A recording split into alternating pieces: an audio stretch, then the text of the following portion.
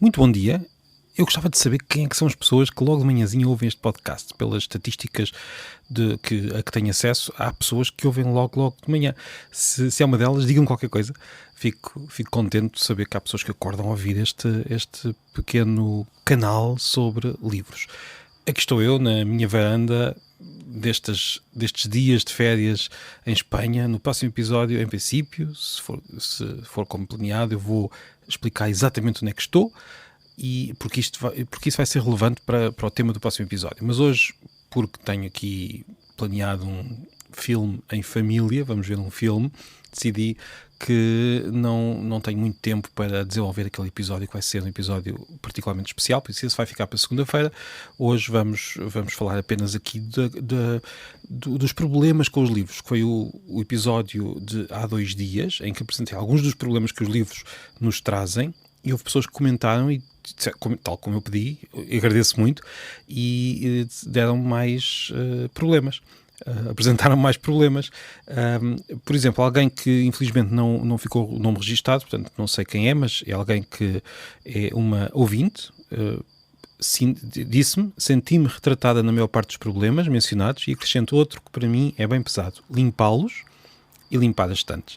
Tenho 4 grandes estantes abertas que trabalhar, e é verdade, limpar os livros é uma trabalheira, e este é um dos problemas que eu não tinha assinalado naquele episódio. Assinalei o peso dos livros ao serem transportados, assinalei falei de outras coisas, mas não deste, o limpar os livros. Glauco Belliboni, um ouvinte e leitor, espero estar a dizer bem o nome, peço desculpa, Glauco, se estiver a dizer mal o apelido, é um ouvinte brasileiro que já tem enviado muitos comentários ao longo dos anos, penso eu, e agradeço-lhe muito, dos anos na página Certas Palavras. Aqui no podcast não pode ser há muitos anos, porque o podcast ainda vai fazer agora 3 meses, entretanto. Ele acrescenta um 8º problema: emprestar o livro ou livros para um amigo, nem sempre o retorno é garantido. Eu até diria mais, é quase garantido que não vamos ter retorno. Parece, aliás, que é quase uma regra.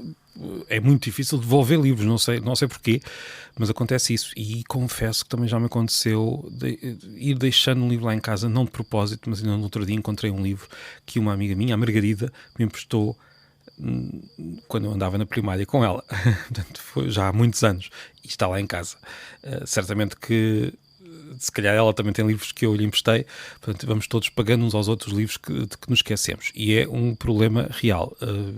Talvez por isso as pessoas gostem de escrever o nome dos livros que têm, para que o livro não se perca, mas é verdade, nós emprestamos livros e eles raramente voltam. Depois o Abel disse que comentou e disse que um problema de alguns livros é soltarem-se-lhes as folhas, e é verdade.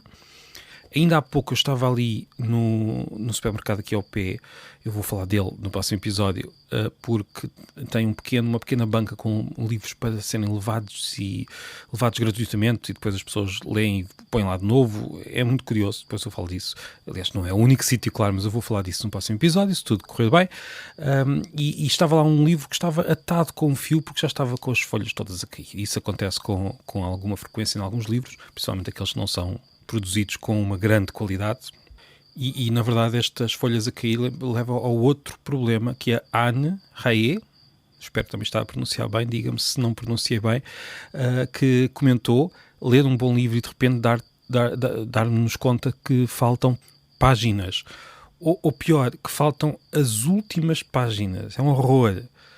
E é verdade, eu lembro-me perfeitamente de ter aí uns 15 anos, talvez. Lembro que estava na casa dos meus pais em Peniche, na casa que eles já não têm, tem outra agora também lá perto, mas era uma casa onde eu passei a adolescência, e estar no meu quarto. Lembro perfeitamente de estar a ler a Morgadinha dos Canaviais, e de repente, numa edição do Círculo Leitores, com capa verde, eu li quase todos os livros de Júlio Diniz nesse momento. Só me faltou Uma Família Inglesa, que é curiosamente aquele que muitas pessoas dizem que é o melhor, mas li aquilo tudo e parei nesse, já não me lembro bem porquê, mas estava a ler a Morgadinha dos Canaviais e de repente faltava uma página. Eu fiquei fulo. E não sabia bem o que fazer, não tinha outra edição, e acabei por decidir simplesmente continuar. E pronto, lá consegui continuar. Tempos depois, quando vi uma edição completa, lá fui ler a página que faltava, não me fez muita falta para a história, mas lembro-me que fiquei mesmo muito, muito irritado. Por fim, recebi 2 comentários no website, pilhadelivros.substack.com, se quiser lá espreitar e assinar também por lá. Na verdade, tendo em conta que isto é um podcast, o mais importante é que assine na plataforma de podcast, que vá ao Spotify e carregue no seguir o podcast e carregue também no sininho, ou então na Apple ou no Google, onde quiser, e assim receberá todos os episódios todos os dias. Mas se quiser ir ao website, lá estão os vários episódios, e tive 2 comentários muito interessantes neste episódio em particular, sobre os problemas dos livros. Um foi da Sandra Patrício, que tem comentado várias vezes, e agradeço-lhe muito também a atenção e estar sempre desse lado. Ela diz que também já me fizeram essa malvada pergunta, a pergunta é: já leu estes livros todos? E respondo, diz a Sandra, que os que ainda não li, neste caso, estão à espera, e às vezes até para mim são surpresa, quando já não me lembro que os tenho. Ela diz ainda que também acabo sempre por comprar mais do que consigo ler, e já arranjei uma categoria para a minha lista anual de desafios, que é justamente na biblioteca há demasiado tempo. Esta ideia de que ter uma surpresa quando encontramos um livro que compramos e está lá perdido é muito curiosa, e também já me aconteceu de repente encontrar um livro e ficar muito contente porque não lembrava que o tinha comprado. O que é engraçado nos livros que nós compramos e não lemos é que quase sempre, como aliás já disse logo num dos primeiros episódios, nós folheamos, lemos partes, lemos o início, lemos um parágrafo aqui e ali, e tivemos a experiência de ir a algum sítio comprá-lo e ter aquela esperança de lê-lo logo a seguir ou mais tarde. E só digamos, essa experiência já nos permite recuperar, quando olhamos para aquele livro, o momento em que estávamos a comprá-lo.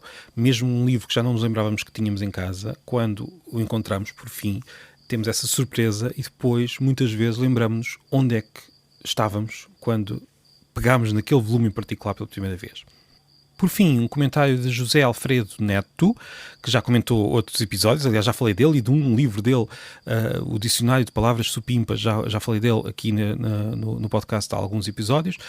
Ele comenta e dá-nos algumas sugestões muito úteis, e por isso vou ler o comentário todo até ao fim. Diz ele: ora viva, encher caixas com livros é de facto uma péssima ideia. Se é para mudar, há 2 hipóteses que se podem combinar.